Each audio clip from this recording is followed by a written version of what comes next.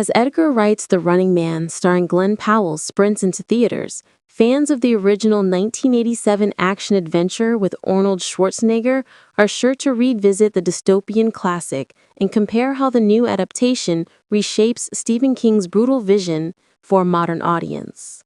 But few fans know that the original pick for Ben Richards wasn't the former Governor, but Superman.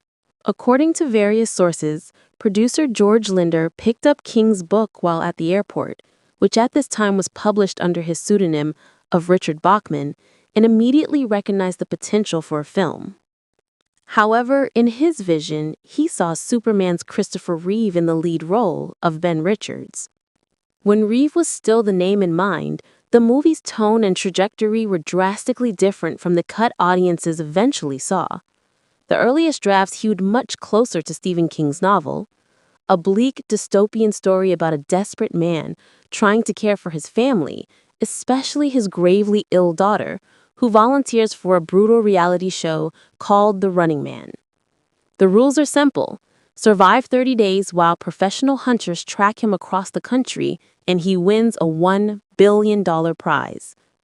As the game unfolds, Ben transforms from an anonymous everyman to an unlikely hero, a celebrity so powerful the corrupt network can no longer contain or control him. Needless to say, the original story was far bleaker and more critical of class and society than the final product. Reeve was originally signed to play the lead role, with shooting set to start in September 1985. But the production was postponed until January 1986. Location shooting was scheduled to take place primarily at the West Edmonton Mall, a giant shopping mall in Edmonton, Alberta, Canada.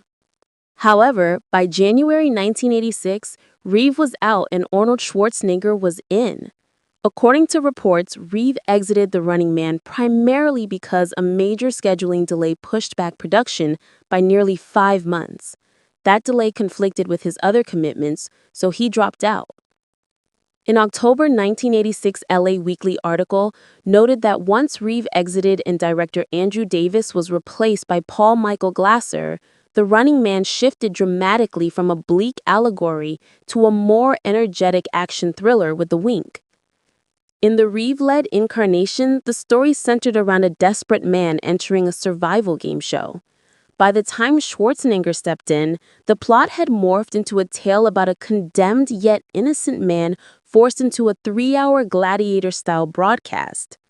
In the transition between Reeve and Schwarzenegger, screenwriter Stephen A. D'Souza churned through 15 drafts of the script. The end result is a fun film that fits snugly in Schwarzenegger's repertoire of campy and entertaining 80s movies, though vastly different from both the original project and the book. No dark themes, no commentary on society, no everyman Reeves in the Ben Richards part. But we do get buzzsaw, so there's that.